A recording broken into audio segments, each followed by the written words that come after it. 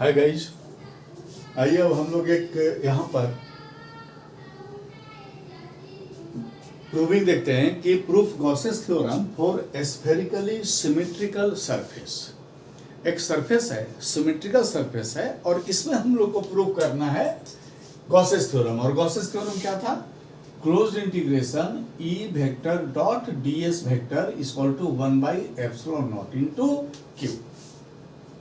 Clear है? हमको ये प्रूव करना है, यानी कि हम इसको लेके चले और इसका इक्वल ये आ जाए तो प्रूफ हो गया। तो मान लेते हैं हम लोग, देखिए कि एक चार्ज Q है और उस Q के चारों ओर एक स्फेरिकली सिमेट्रिकल सरफेस बनता है, और इस सरफेस पर यहाँ चार्ज Q है, और यहां से देखिए ये डिस्टेंस R है। इस जगह पे अगर हम लोग मान लेते हैं एक एरिया, तो इस प्लस Q के चलते इस जगह पे इलेक्ट्रिक फील्ड भी इधर को जाएगा। देखिए E वेक्टर भी इधर को जाएगा और इसका ds वेक्टर भी इधर को जाएगा। और यहां पर इस पॉइंट पे देखिए E वेक्टर इक्वल टू क्या हो जाएगा? 1/4πε0 Q by R square R cap. ये R कैप क्या बतलाता है कि R के डायरेक्शन में, और R का डायरेक्शन क्या है? हम लोग जब स्फीयर बना रहे हैं तो रेडियस को हम लोग सेंटर से मापते हैं, तो जिधर को रेडियस का डायरेक्शन है उधर को ही ये इलेक्ट्रिक फील्ड इंटेंसिटी का डायरेक्शन है। और अगर हम लोग ds वेक्टर की बात करेंगे तो ये हो जाएगा ds n cap. n cap क्या हो गया? उसका यूनिट वेक्टर है जो डायरेक्शन बतलाता है, और n कैप इसका डायरेक्शन किधर होता है? Outwards, perpendicularly outwards. यानी कि अगर हम लोग r कैप और n कैप का पोजीशन देखें तो हम लोगों को कैसा नजर आएगा? देखिए ये स्फीयर हो जाएगा, ये O हो जाएगा, O पर प्लस Q चार्ज होगा, और इस डायरेक्शन में ही r कैप होगा, और इसी डायरेक्शन में n कैप होगा। यही हमारा पॉइंट है ना, ये पॉइंट हमारा यहां पर है। अब आइए हम लोग लेके चलते हैं closed integration E vector dot ds vector.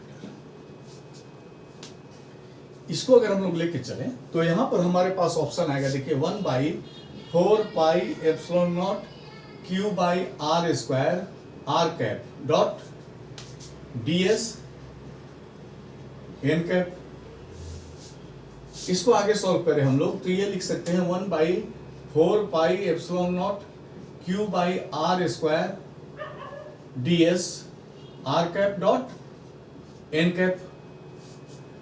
ये इक्वेशन 1 मान लिया, यहां से हम लोग लेके चले। अब देखिए R कैप यहां पर आया जो R cap dot n cap, ये हो जाएगा। देखिए R कैप का मतलब हो गया यूनिट वेक्टर है, इसका मैग्नीट्यूड हो गया 1 into 1 into cos 0।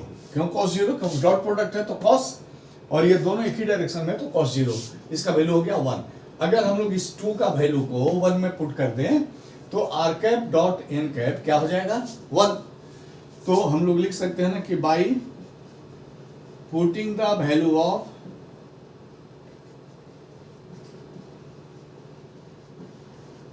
To in equation 1, फिर से लेके चला close integration E vector dot ds vector equal to 1/4πε0 Q by R square ds into 1। खत्म।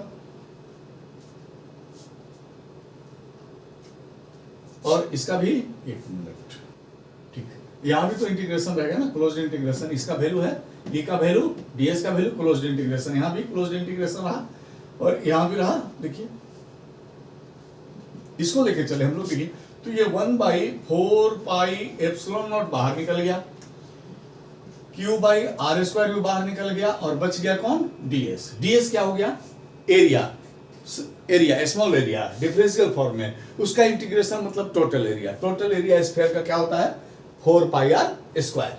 तो इसको लिख सकते हैं 1/4πε0 Q by R square into 4πr square. अब यहां पर देखिए 4 पाई 4 पाई, ये आर स्क्वायर खत्म, ये बच गया 1 by epsilon naught into Q. देखिए यही तो हम लोग को प्रूव करना था कि 1 बाई की E vector dot DS vector surface integral is equal to 1 by epsilon naught into Q. तो अगर ये समझ में आ गया तो लाइक कीजिए, कमेंट कीजिए, सब्सक्राइब कीजिए, सपोर्ट कीजिए। Thank you.